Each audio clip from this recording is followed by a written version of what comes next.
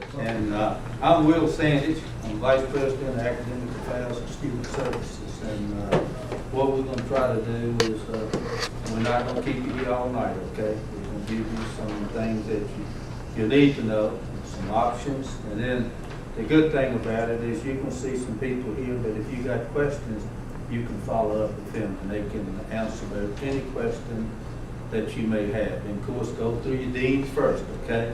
But if the dean can't answer the question, then she will get you with the right person. And it goes from determining in-state eligibility to helping them get enrolled. You know, we process transcripts, we confer degrees, you know, all that stuff is pretty much done through the Admissions and Records Office. So, talk a little bit about course overloads. If a class is full, you guys have the ability, at your discretion, to, yeah, sure, through these two methods of adding a student in your class. Have you guys ever had a student come to you and say, hey, I know your class is full, but you know, I want to get in? At your discretion, you can let the student in the class. And these are the two ways to do it. They can either present you with an enrollment change form that they can pick up in Admissions and Records, or you can simply email the student, kind of let them know it's all right, and that student can take that to Admissions and Records, and they can use that to enroll as well. So again, that is at your discretion. Yes, sir. They can do this up to the point that enrollment for next semester ends? Yes, yeah, and that's a really good question. You know, yeah, it's at your discretion, but still, I would say beyond the add date, you're getting in the gray area with whether or not the student could even be successful, you know, in the class. But yes, that's a good question. Talking about students swapping courses, they can swap into another section of the same course up to the drop date. I'm going to give you these dates here pretty soon, so they're not just ambiguous things that I'm saying.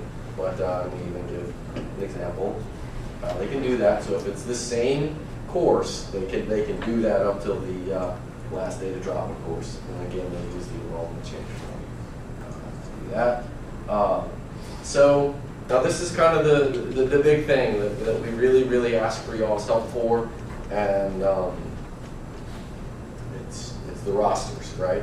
You guys are going to get rosters in your faculty mailboxes from your divisions, and then, you know, I'll step you through the process of what you need to do with it. And just so that you know, this is a process that over the course of the next year, we will probably be moving this more to an online process, but at least for the next few semesters, you're going to see pieces of paper that you'll need to, you know, to write things on and do things with in order to accurately report your head count in your classes. So this is something that's done twice per semester. For dropping a student that has never attended the class, and that's important, you would only want to drop a student of your roster that has not ever attended. And then later in the semester, you may withdraw the student that has missed too many classes, you know, per your syllabus. So this is, you know, we'll step through how this works. These are the dates for that. Again, I'm going to send everybody out an email with, you know, some instructions and with these dates as well. So, and all of you guys understand the difference between a drop and a withdrawal. You know, the drop pretty much effectively removes the student from the course, kind of eliminates the record of the student, you know, even taking the course. Whereas a withdrawal, you know, kind of shows primarily that the student started and did not complete. That's what a withdrawal would kind of stand for. So again, these are those dates.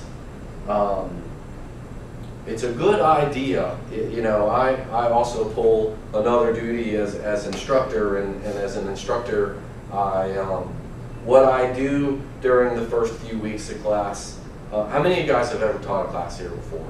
So this is like old hat to you in many ways. I know you're an instructor here as well. You guys taught a class here before? Okay. Well, Evan, when he kind of shows you how to view your roster, we'll show you what it looks like, how it's laid out. But what I did as an instructor was, for the first few weeks of classes, indeed up until the last day to drop a class, I would print out a copy of the roster every night before class. Because this little statement here at the bottom kind of speaks to that.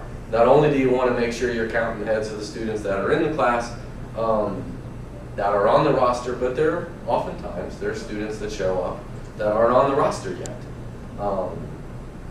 for whatever reason. So you'll want to kind of make sure that if, this is kind of a harsh statement where it says, they're not allowed to attend the class. Technically, they are not. If I ever encountered a student like that as an instructor, I wouldn't make too big a deal of it if it was the first time.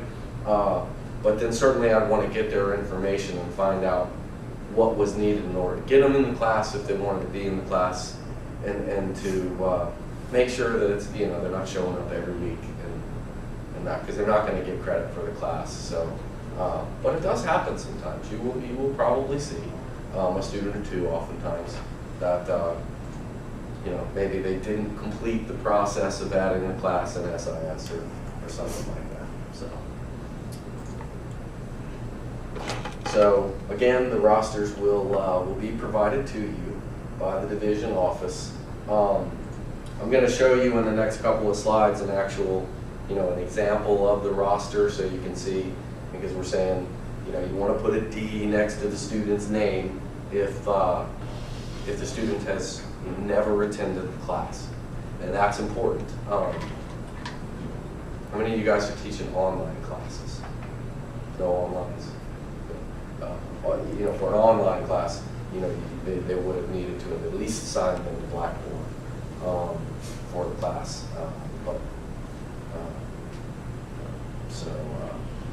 Indeed, this is an example of a roster. So you'll get that. You'll see the students that are laid out there, and for the student that never attended, they would get a D next to their name, and you kind of move it back to the division office, and then ultimately it ends up at the admissions and records office, and the student is dropped from the course. Any questions about that or anything that I've spoken to thus far? Simple enough at this point. You put a D next to the name, and ultimately the student is dropped from the class. And you're right, and your SIS roster ultimately will reflect that. It might take a few days or a week, because the paper's kind of got to move around to a few places. But again, it kind of goes back to with what level of frequency you generate your roster. Again, after the last day to drop, I would still go into SIS, and I was kind of picky about it, but I would still print off my rosters before classes. Maybe not every night, but just to kind of make sure that the kids in the class, students in the class, match the roster. Yeah. So we put this off in the day of drop, Wednesday of drop date. We mark it up like these needs to be dropped. Yeah. Turn in our part-time that we marked up to the division. It's the division secretary. Will, am I right about that? It goes to the division secretary? Right. Yeah. And they'll get it in. Yeah. And it makes its way. Again, this might be one of the last semesters that we see it done this way. We've got a new process to where, we like to be able to streamline this a bit and lose the paper part of this, and there's certainly, electronically ways we can do that. But for this semester, this is how it's going to work. So.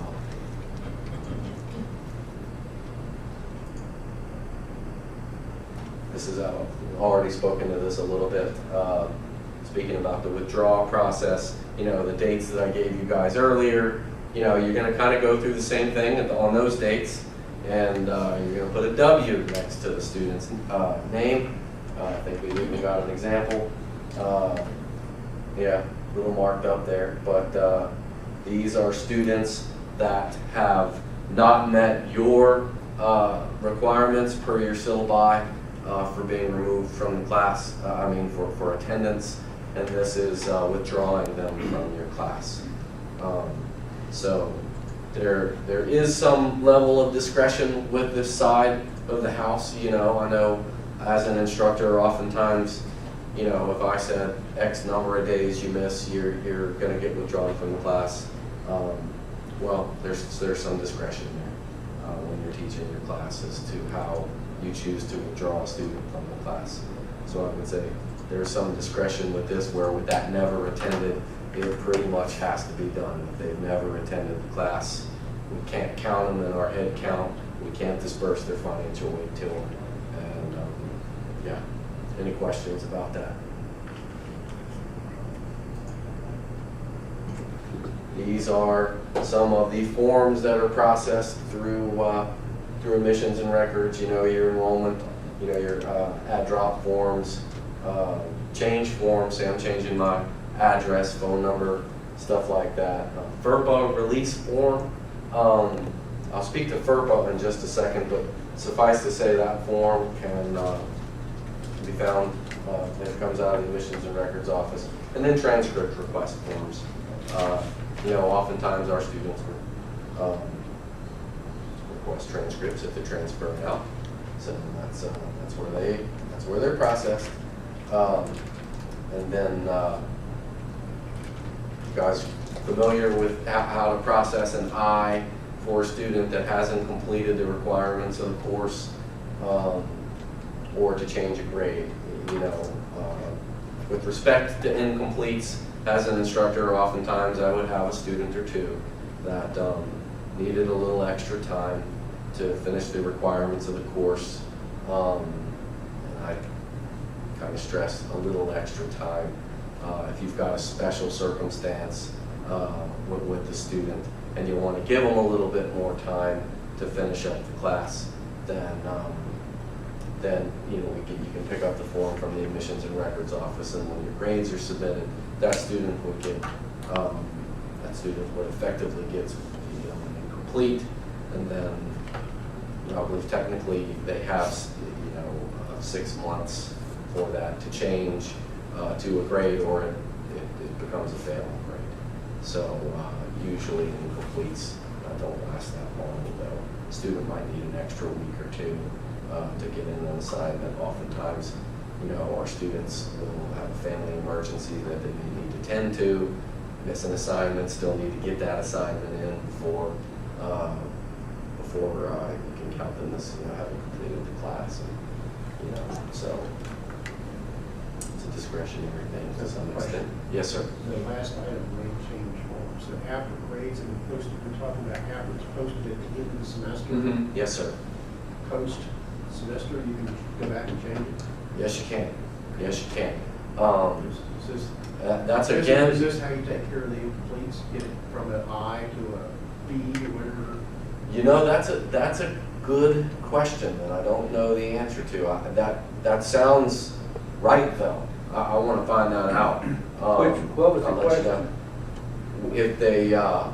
If I turn in and if the instructor turns in an I, They have to incomplete. then submit a change of grade form. Yeah, when change they of grade. completed the work they're supposed to. Yeah, good question. That makes sense that it will be done that way. Doesn't have to be done just for an I, though. Honestly. And one of the things, and I know it won't happen to you, okay, but we've had instructors make the error calculating the grade. It could happen to anyone.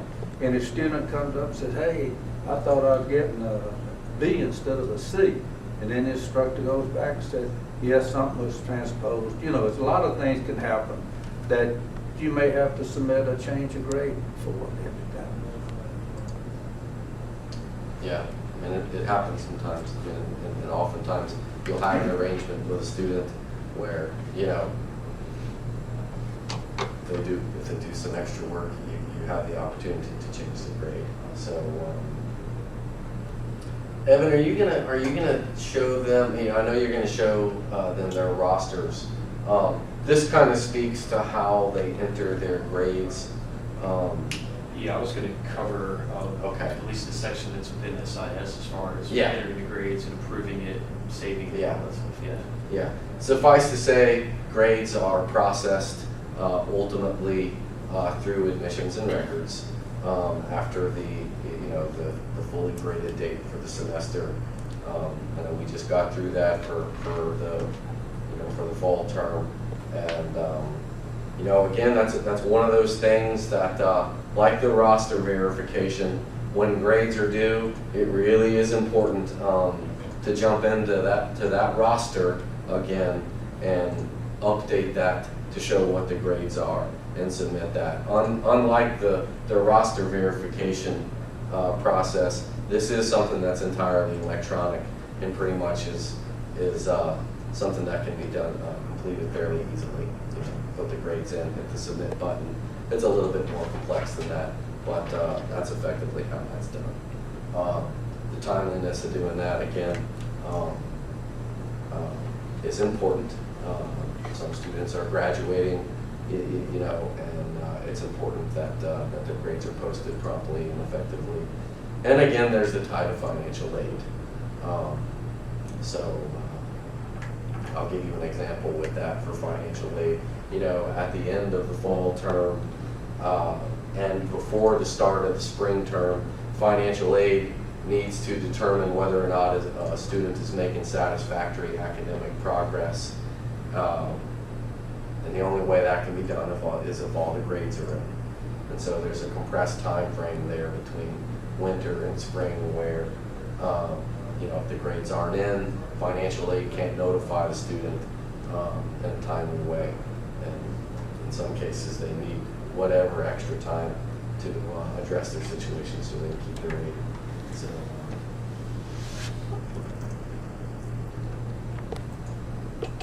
and that's really all I have to say about that. I know you guys have on your agendas that it's financial aid and admissions and records. So they are two administrative offices that work very closely together, and a lot of what they do is tied together. Primarily the financial aid office looks to admissions and records to determine things like grade level. People's financial aid basically is based on how many credits they're taking, and so that's where the relationship with admissions and records is a very close one, so that we can make sure that students are making progress, make sure that they're being dispersed aid at the correct enrollment level, things of that nature. So appreciate y'all coming tonight. Do you have any questions about all that? I don't want to go through that too quickly, but I will be emailing this to you guys also. Any questions? You guys have a great evening. Yeah.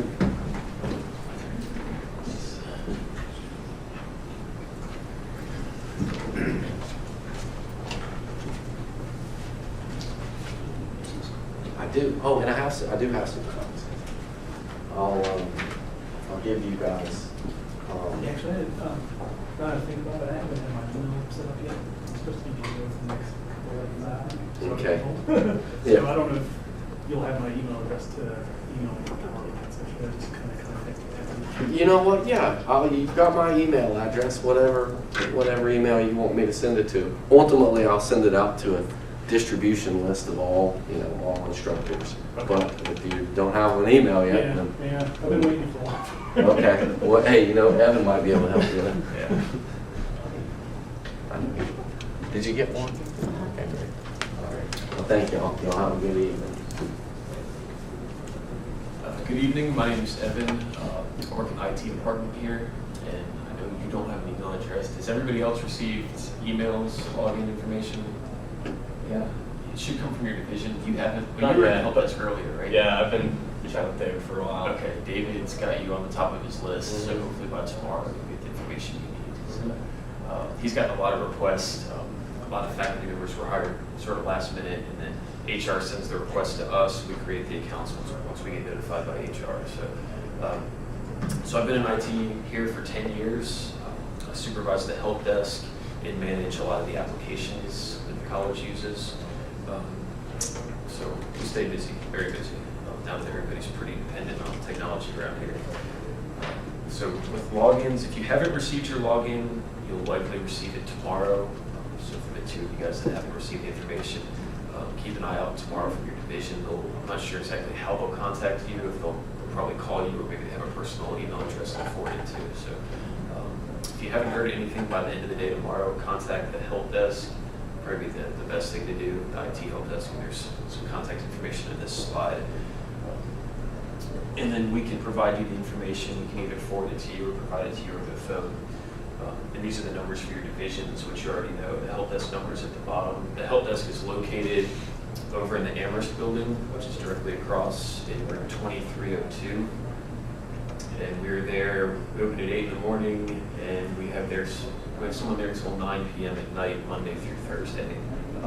Only 5 o'clock on Friday, but Monday through Thursday, typically when all the classes are, we're open until 9. So, if you're teaching an evening class and need help, the help desk will be open. Somebody will be there to help you either reset your password or turn the projector on, whatever you need. Okay, your login to the computer will be in the format of, it'll have directory as the domain. So it'll be directory / and then your username. So you'll need to use that when you're logging into a computer on campus. And the password will be the same as your MyCPCC password. Within MyCPCC is where you access the student information system in Blackboard. So those passwords will be the same. If you don't know that password or need that password reset, we can reset it at the help desk. It'll reset to your birth date. And then you can log in and change it to whatever you want after that. So if you need help with that, just call the help desk. We can reset the password and help you get logged in. If you're teaching in a lab and your students are using the computers, they can also log in the same format that you use, directory / and their student usernames. So keep that in mind. We have room logins for each room, but we prefer that the students use their own accounts when they're logging in. So if they need their information, they can also stop by the help desk, call or email the help desk, and we can reset their passwords as well.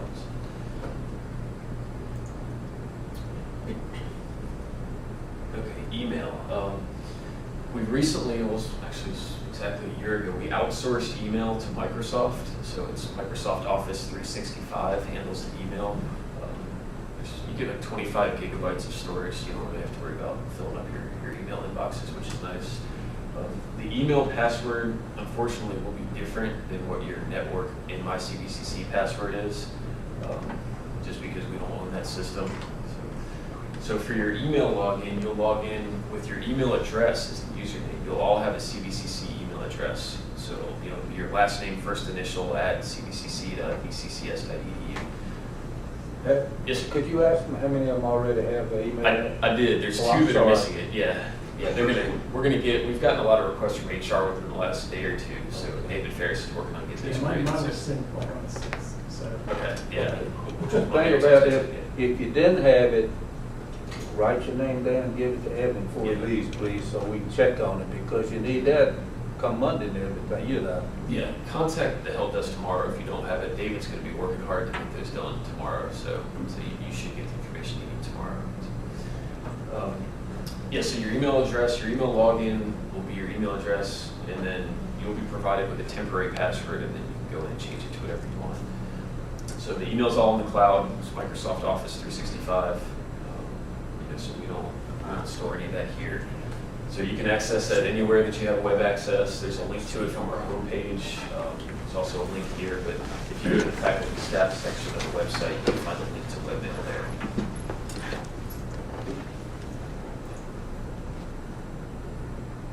All right.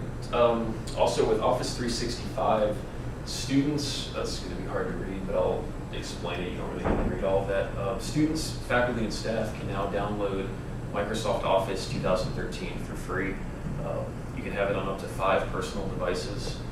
The login to do this is actually a little different than all the other logins I've explained so far, so it's quite confusing. The best thing to do, if you check the daily bulletin that will be in your email inbox, it'll give these exact instructions.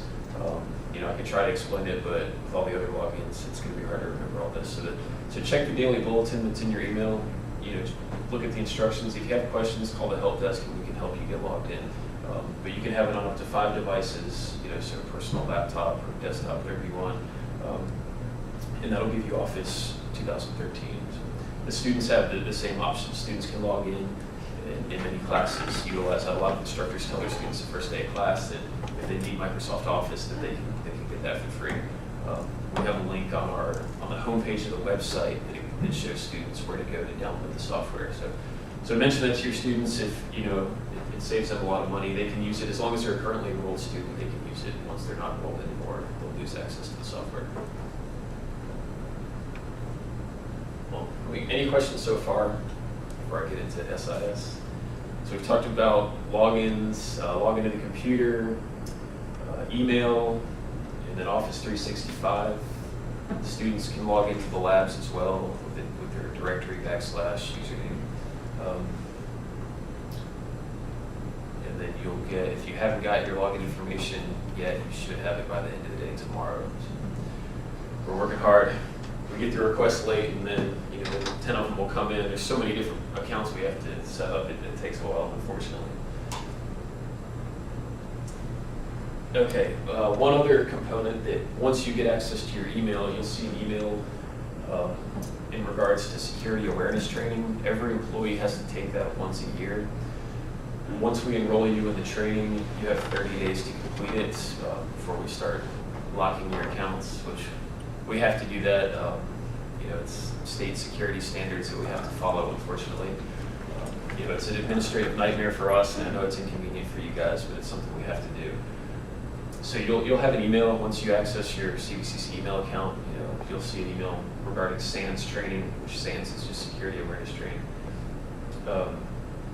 And then follow the instructions in the email. There'll be a link with a temporary password, and it takes about 45 minutes. It involves watching 10 to 12 short video clips, like 3 minutes each, and then there's a question or two at the end of the video clips. A lot of it's common sense. You might learn a few things, but it's a requirement for all employees to do this once a year. So if you've already done it, then you're good for another year.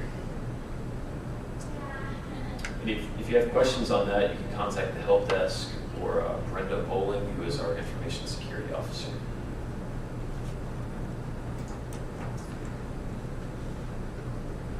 Okay, we have a faculty and staff intranet portal, which Mike hinted at, where there's some documents. So from our website, this is basically just a screenshot of the homepage of our website. If you click faculty and staff, then you'll be taken to this page, and you'll see a link to the CPCC intranet portal. You'll also see a link to webmail. So if you're wondering how you get to your webmail, it's all from the homepage, faculty, staff, and then you'll see the important links over there on the right. The intranet portal contains information, about current events, contains documents for different departments. It might not be applicable to everybody in this room, but check it out. The login for the intranet portal is the same as what your login to the computer will be. So unfortunately, that is not a different one.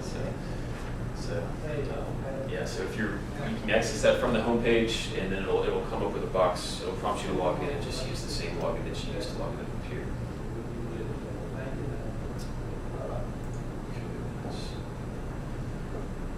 All right, student information system. We use PeopleSoft, which is an Oracle product. PeopleSoft was their own company. Oracle bought them, and Oracle just hasn't really bothered changing the name, because everybody still refers to it as PeopleSoft. Within PeopleSoft, that's where the students, enroll and pay for classes. That's where the faculty can view their rosters, class rosters, and grade rosters. So to access the student information system, it's going to be your MyCPCC login, which there's a link to MyCPCC on the homepage of our website. And so it'll be basically the same login you use for the computer. So it'll be your username, same password that you use to log into the PC. And then if you need that reset, we can reset it at the help desk. We'll reset to your birth date. You guys can go in and change it to whatever you want. So this is what the login page looks like. There's a link. It's called MyCPCC. You can get there directly from our website. Once you log in, you'll see a tools list here. You'll have Blackboard at the top, which, like I said, we'll be talking about in a little while. student information system. In the HR system, if you were a staff member, that's where you go to enter time. They're actually the same exact systems, but they just created 2 hyperlinks for them. But everybody will have a Gmail account, which is similar to a student email account. That's not the email that you'll want to use. That's not your CPCC email account. Every person in the system that's in the state directory for the community colleges gets a Gmail account for free. You'll have that for the rest of your life. Feel free to use it. But when communicating with students, use your CPCC account that provides you. So once you're here to access the student information system to view your rosters, just click on the link to student information system. Excuse me, I have a question. Yes, sir. The Gmail account, you say that's applied to you and it's good for the rest of your life? It is. Really? Yeah. So like, even if you become disassociated with the school? You still have that Gmail account. That's a Yeah. good. Students have it forever, and so do employees. So they might start sending you spam once you're no longer employed, because you don't really have control over that, but you'll have it. Yeah, that'd be good for some of the students. They get these free offers from people like Microsoft. Yeah. This package of Microsoft Office. Yeah. As long as you have a .edu email address. Yeah, exactly. Yeah. So yeah, it definitely helps. They can use that to sign up for free software. So yeah, they'll have that for the rest of their lives. So, at least that's what they tell us. Eventually, the VCCS might change their mind and we'll switch over to Microsoft. But for now, it's Google. So everybody gets a Google address that you get to keep.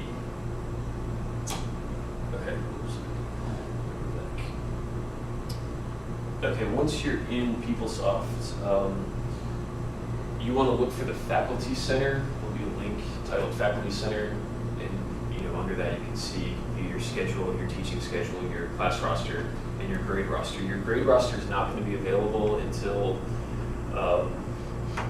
within like the last 2 weeks of classes. The Admissions and Records Office has to post or generate the grade rosters first. For the majority of the semester, you're only going to have access to a class roster. Once they generate the grade roster, then you'll see a link to that. Click on that and enter grades. But that won't be, if you're teaching an 8-week session class, it'll be towards the end of that 8-week session. If it's a full 16-week class, it'll be towards the end of the term.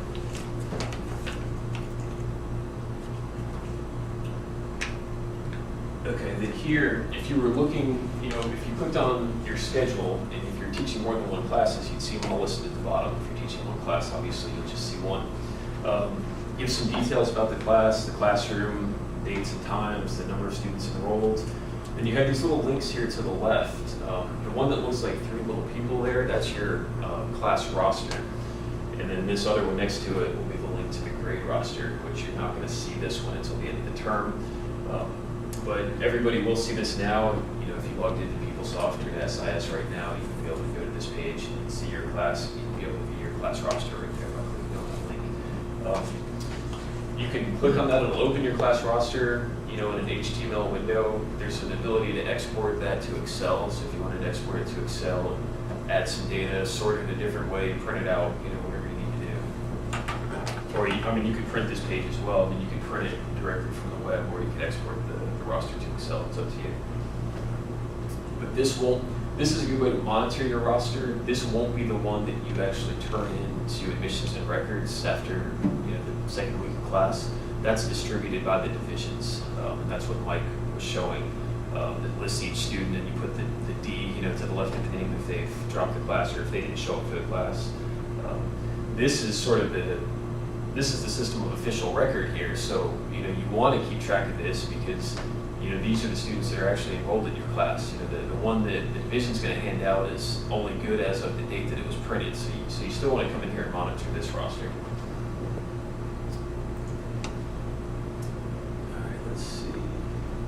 Okay, so here's an example of the grade roster. So once the grade roster is generated and you want to enter your grades, this is just test data, so it's not real grades on real students. You'll come in here, it'll give you the details of the class at the top. The grade roster type is going to default to final grade. That's the only grade that we capture. There is another option for midterm grades, but we don't require that. So you're going to do final grade. You're going to see all your students listed here at the bottom. The grades you'll just choose from a drop-down list. If a student received an F, you have to mark the last date of attendance. If they attended the entire class, then the last date of attendance would be the the last day of class. You know, if they stop coming, you know, a month before class ended, then try to, you know, to your best knowledge, put in the last date that they were there. So once you do that, you enter all the grades. The only thing you'll have to do after that is change this approval status from not reviewed to approved, and then click save, and then you're done. Once it's set to approved, which you can see there, then it grades out all the grades here, so you can't make any changes at that point. You know, if you were going to make a change to a grade at that point, you'd have to do the grade change request form and send it to the student records office. So, but once you put the grades in, change it to approved and save, then you're done. Then on the grade post date, admissions and records will post all of the grade rosters for that semester, and that makes the grades available to the students.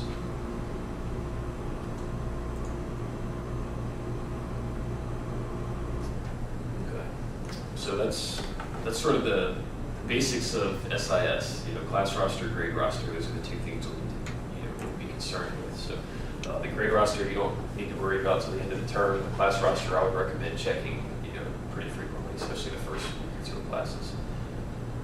If you have any questions, you know, here's information to where the help desk is located. You know, the best way to reach me is probably to go through the help desk, but my office is located in that help desk area. So if you're on campus, feel free to stop in. You know, somebody's there till 9 o'clock Monday through Thursday. I won't be there till 9 o'clock, but we'll have somebody in there that can help you. And then any questions for me? No? Okay. I'm sure the login stuff was confusing. The email that you'll get, you know, will explain it a little, but there's several different logins.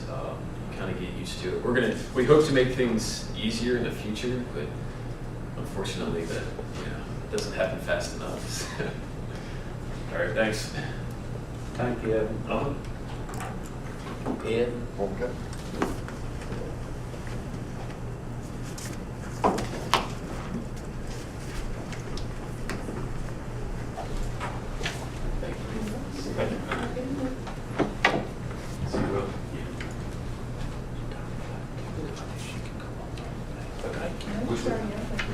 She is, oh, okay, thank you.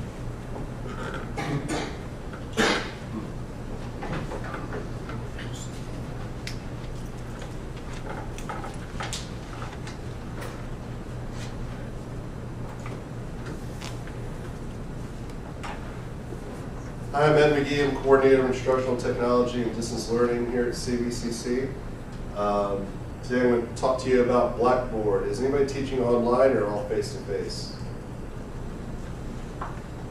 All All face-to-face, face-to-face? Okay. Well, there's still very good reasons for you to use Blackboard.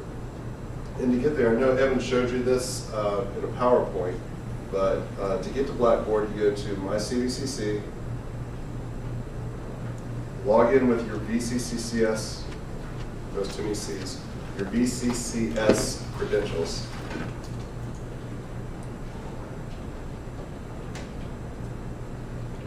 And we get to our splash page, and just go to Blackboard.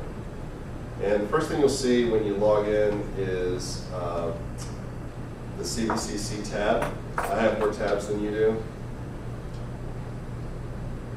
Doesn't make me special or anything.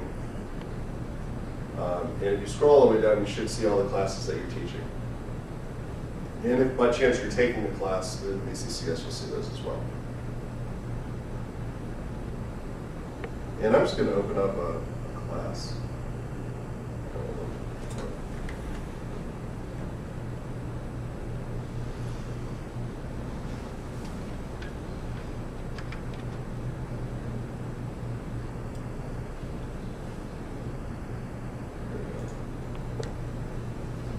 Okay, this is a face-to-face class I taught last semester. And you notice in Blackboard, you can create announcements. So your students can stay up to date with your class. So even if you're in a face-to-face class, you can give announcements weekly, daily, or as often as you want. The thing I like about the announcements, notice I give an announcement every day or two. If you create an announcement, go up to create announcements. And I'm just going to say check. announcement would go here. That's the title, that's the announcement. And you can email the announcement. Notice down here, if we say date restricted, we can choose the dates that the announcement's going to be posted. I can say not, so it stays up forever. And I can click send email announcement. So all of my students now get an email of the announcement and the announcements on the Blackboard page. And if I click submit, all of my students would get this email and it would be posted on my page. I'm going to click cancel that. The second thing you can do is post documents and post information. Notice we have the syllabus here. Now I could have actually copied and pasted my syllabus into Blackboard, but I just posted the document. The thing I like about this is now your students have a depository for everything you give them. So that way when they lose things, there's no excuse in the next class period. That this is where it's at. It'll also save paper, so you don't always have to print extras of everything. So I'll show you how to do that. If you wanted to add content or add a document, build to content, and just stop me if I move too fast, or if you're thinking, well, I'm not getting all this, feel free to come by or make an appointment. So let's say I want to call this syllabus 2. I might give a description, this is the syllabus. And all I would do is browse my computer, just like I was uploading anything else. Click browse, and I would go to documents. There's not anything in this computer because I believe it's brand new. But if my syllabus 2 were in my documents, all I would do is open it. It would be attached, and I would click submit, and it would be available to my students. They can download it anytime they want.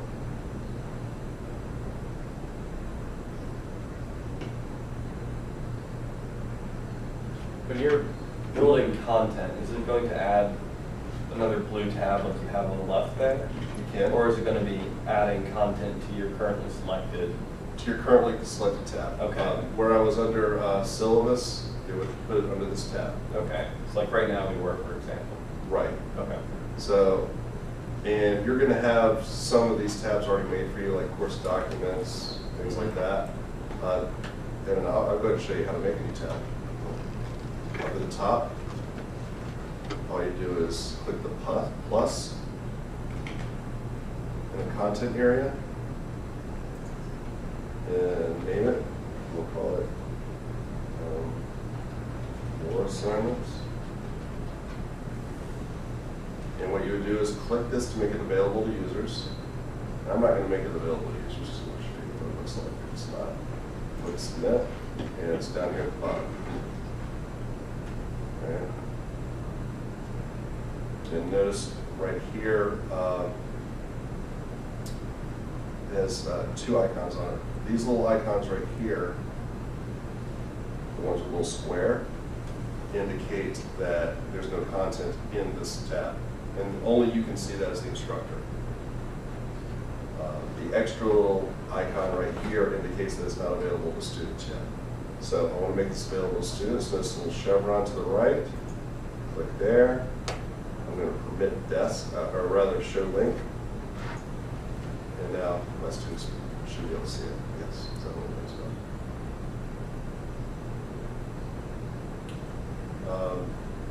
This also is a pretty neat way to keep track of your own course because you can't hide things from your students. I'll show you, for example, under my assignments. These are my weekly assignments. You know, these are all available to the students right now, even though I don't have students. And notice here at the bottom, I have more stuff, but it's shaded out. It's because I don't have it's not available. I was not available. So I can see it, my students can't. So I can make this available to them anytime I want to. And how do you do that? How do I do that? I would click the little chevron, edit, scroll down, permit users to view content. Yes. Blackboard actually, all you have to do is play with it a little bit. It's pretty intuitive.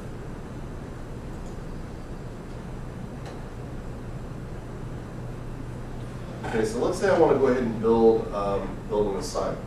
Another thing I can do is I can have my students upload their assignments directly through Blackboard.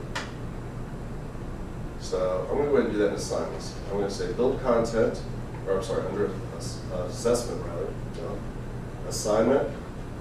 So I'm going to create an assignment. And remember, this is one thing that's tricky. I get more calls on this than anything. If you build content and you go to the building content and you try to do an assessment or something, it's not going to be graded. It's not going to be a test. It's not going to be an assignment. So you have to go to assessments, just like I did. And I'll go back to do it again. So we'll just call this assignment 1.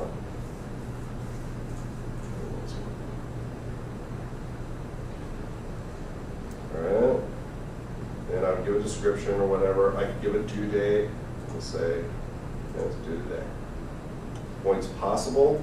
And you have to include this because, and we'll get to it in a second, anything that you do that's graded, like a test or an assignment that requires students to upload to Blackboard, is going to go into your grade book. Now you can use that or you don't have to use that. That's up to you. But it's going to ask for it. So we're going to say 100 points. All right. Now a couple of things I can add to this as well. I can create a rubric that my students can see so that they understand the grading right up front. Okay. Under submission details, perhaps I might let them work as a group. And it would be a group submission. It would tell me that.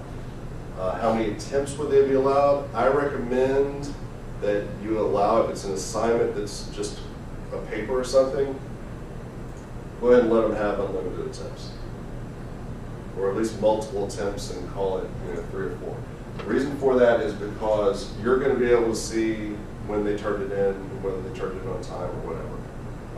It's really easy for students to mess this up on their first try.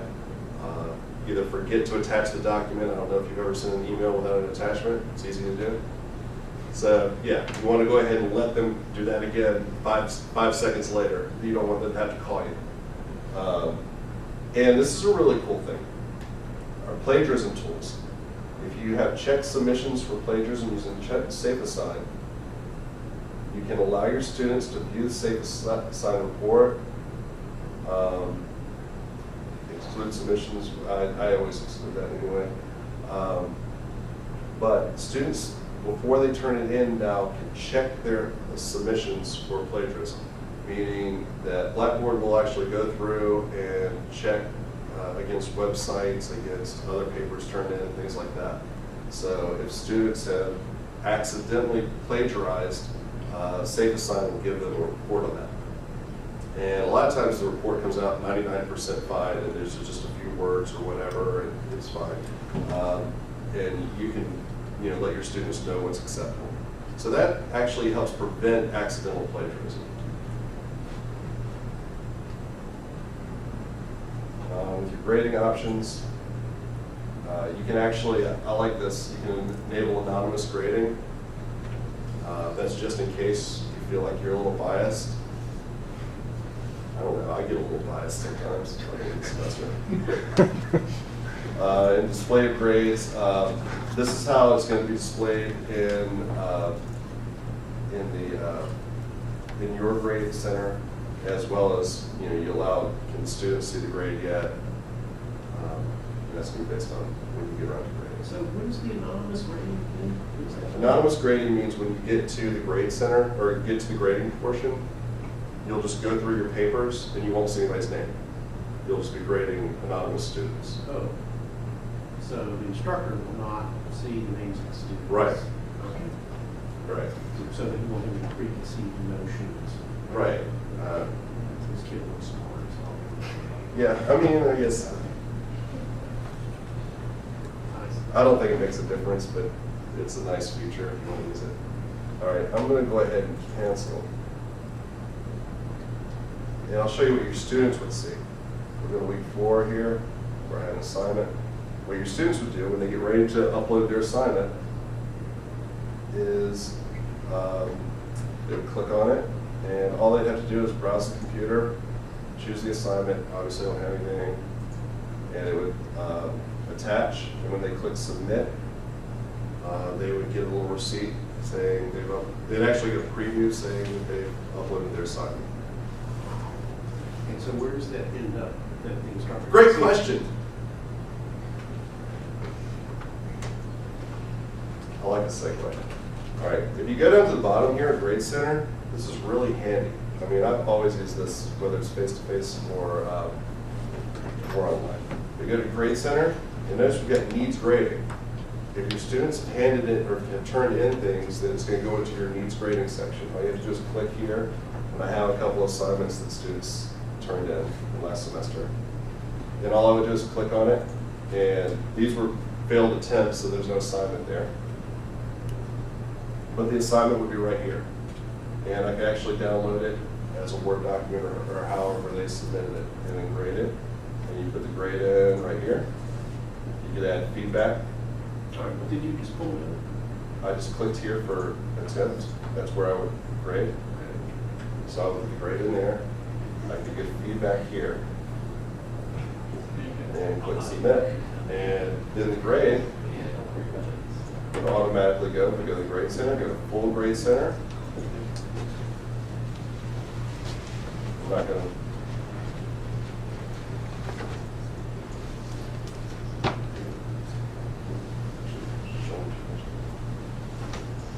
I have a couple things.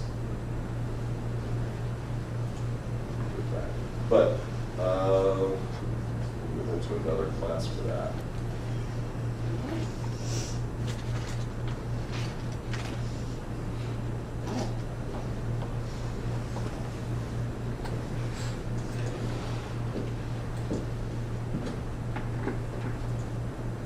Okay, if I go to Grade Center in my other class that doesn't have any students in it,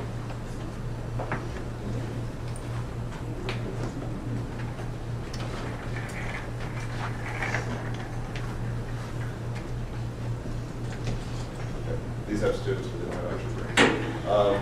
Notice we have these columns here. And if you scroll around, you can have a weighted total that you can create. And I'll show you how to do that. You could have, in every one of your assignments will have its own column for each one of the students. And it will automatically go there. And you can create tests if you want to do multiple choice, true, false, and things like that in Blackboard, where Blackboard will automatically grade it for you too.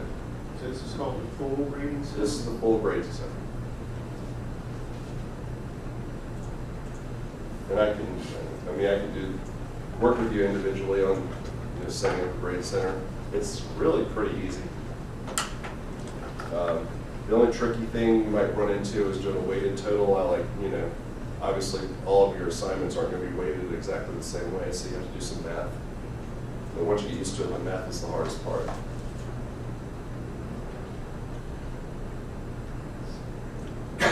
Now that I've already switched courses, I'll show you two other things. We also have a discussion board. And this is a really cool thing to use as homework. Students can actually go into the discussion. You can set up discussion boards and have students have discussions outside of class. So if I click here, this is our wide open board that everybody can just talk on.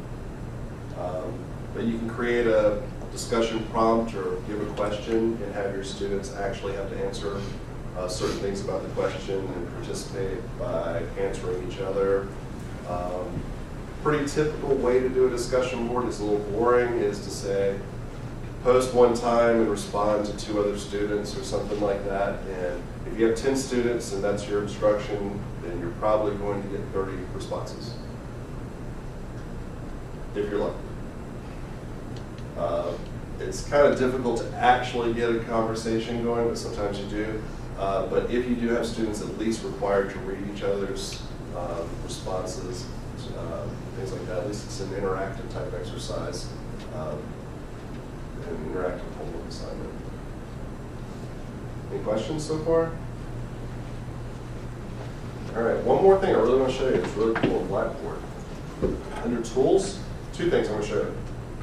The first thing is send email. This is a quick and easy way to send an email to all your students. Under Tools, click Send Email, all users.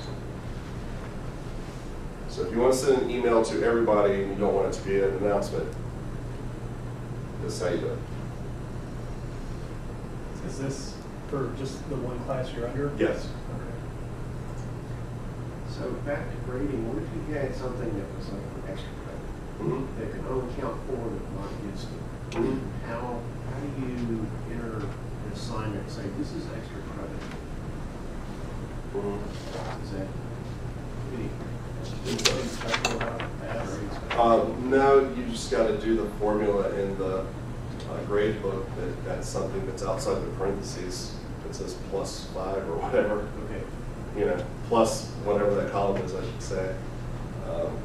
I think it's a little easier if you're just going to do extra credit just to add it on by yourself, but then try to do the formula, but I don't know if I've made this clear. I don't like that. So that's how I look at it.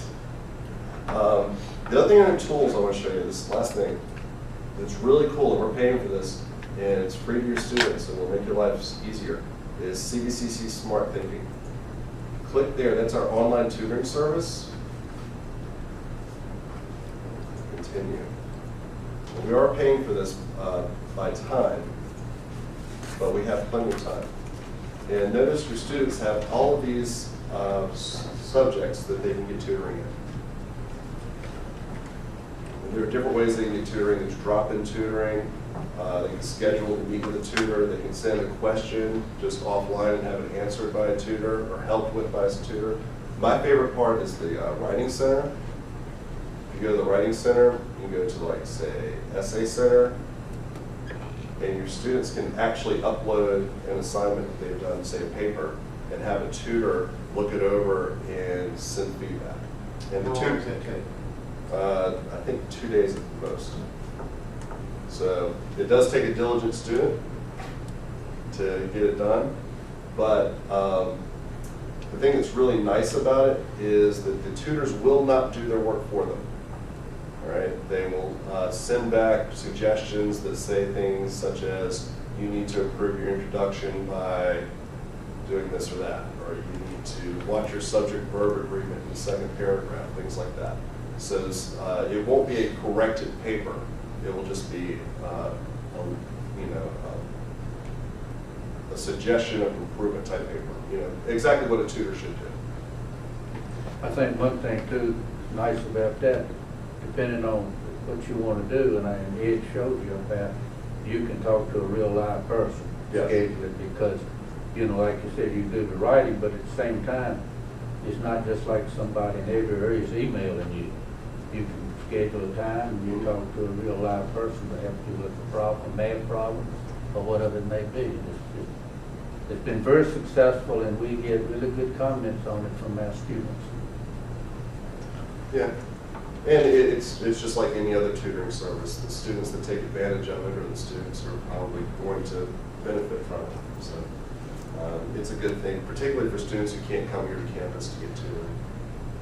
I know when I used to teach developmental English, I really loved it when my students went and got tutoring, so I wouldn't have to spend nearly as much time correcting their papers, because they would come in looking a lot better. And did you get to this from your class page? Yes, I'll show you again. All right, CPCC. All right, I'm going to go down to a class. It's, I'm going to show you two things now that I think about it.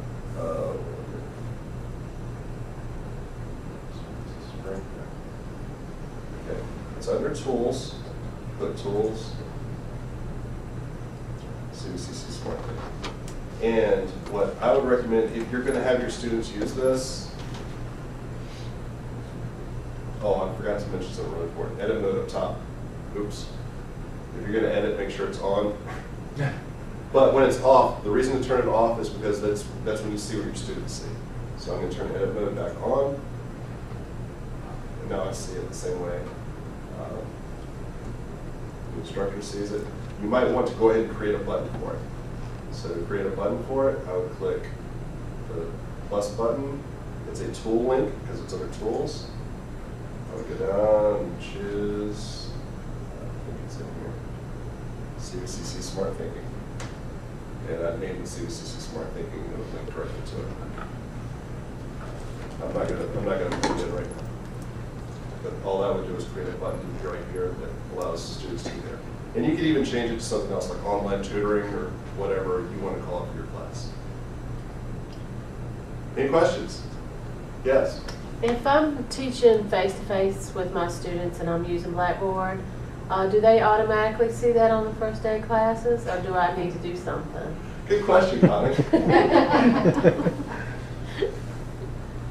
No, you have to do something. That's a big question that we get on the Yes. first day of teaching. Yes. Okay.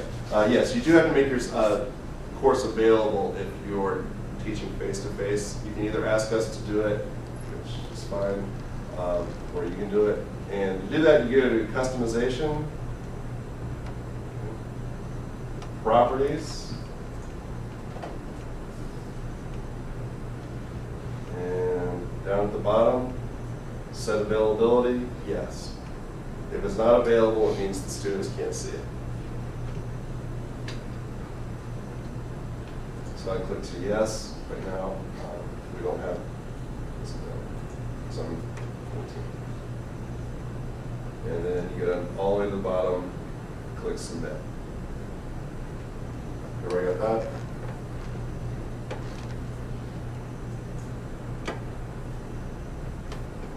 Are there any other questions that somebody should ask that I may have forgotten? Yes. Not that you've forgotten it, but the thing about it is, it's sort of been a lot thrown at you in this Blackboard. And they have training sessions, and they'll work with you individual training sessions. All you have to do is call up and schedule a time. That's what we're here for. Yes. And that's what they're here for, because in the faculty member here is going to need to use and know Blackboard, you know, to work with and everything. So that's our job, is to work with you, and like I say, a training session, individual things, we'll make sure you get what you need. Any other questions? Okay, thank you. And again, call us, come by. Thank you.